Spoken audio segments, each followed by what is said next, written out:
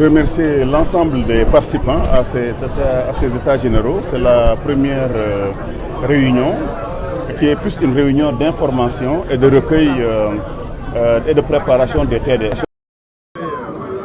Le Sénégal est à la veille de grands changements sur le plan industriel et commercial. Le projet du président Bassirou Diomaye Faye et du Premier ministre Ousmane Sonko a mis l'industrie au cœur du développement économique de ce pays. Et il faut bien reconnaître qu'après 65 ans, notre industrie est encore balbutiante. Le secteur industriel représente à peine 25% du PIB national. Nous importons encore l'équivalent de 6 000 milliards de produits. Nous importons encore 2 500 produits industriels. Vous êtes d'accord que pendant que les autres pays industriels sont à 50, 60, 70% de par l'industrie dans le PIB, nous sommes encore loin derrière.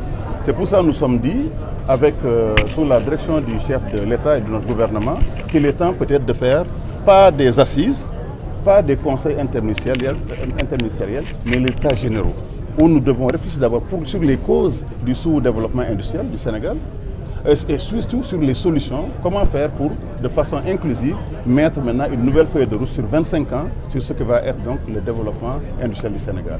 Et c'est pour ça que ces États généraux avaient convoqué aujourd'hui toutes les forces vives de la nation, les industriels d'abord, parce que c'est eux qui font l'industrie, les femmes également, mais aussi le secteur de l'artisanat, le secteur public, les fonctionnaires, les autres ministères, juste pour réfléchir sur les raisons de ce retard, mais surtout sur ce qu'on attend de chacun. Alors ça va commencer donc les 18 et 19 à Diamniadio, mais ce qui est innovatif, c'est ce que sera fait en 4 temps.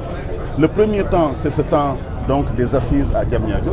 Le deuxième, c'est aller maintenant dans les régions, dans les chambres de commerce, auprès des gouverneurs, des maires, pour leur dire à leur avis pourquoi ces régions de Tamba, de Matam ne sont pas développées sur le plan industriel. Donc on va recueillir l'avis de tout le monde pour la première fois sur une base inclusive. La troisième phase, c'est la réduction maintenant d'un programme industriel à remettre au président sous forme de livre-plan.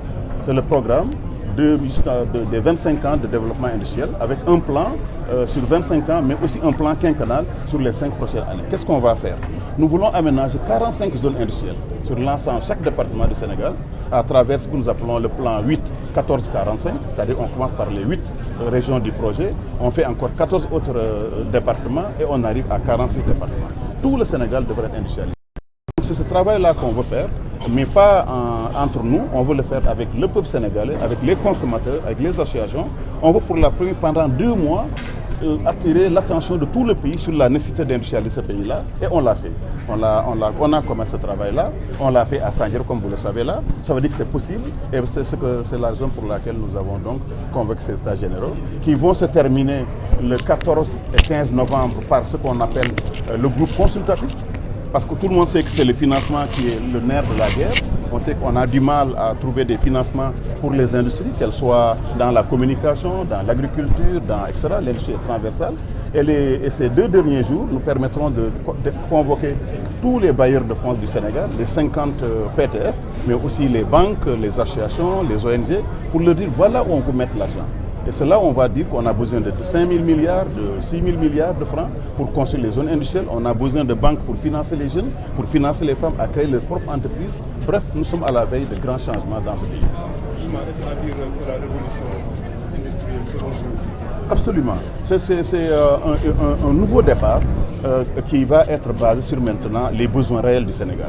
Le Sénégal importe encore des caméras, on importe encore des tissus, on importe encore du coton, on importe encore des choses qu'on devrait pouvoir fabriquer nous-mêmes. Nous sommes dans l'industrie depuis peut-être 35 ans.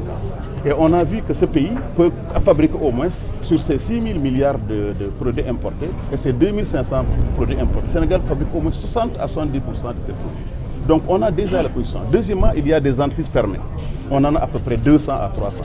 Ces entreprises, nous devons aussi déjà les ouvrir parce qu'elles sont fermées souvent pour des questions budgétaires, des questions de financement, des questions de stratégie, des questions de management.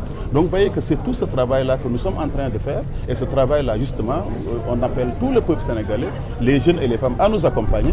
Après cette phase de financement, nous allons poursuivre ce travail-là à Osaka, 2025 au Japon, pour vendre la destination Invest in Sénégal, aussi également là-bas, pour que le monde entier puisse maintenant comprendre que le Sénégal est pour la prochaine destination, il faut investir.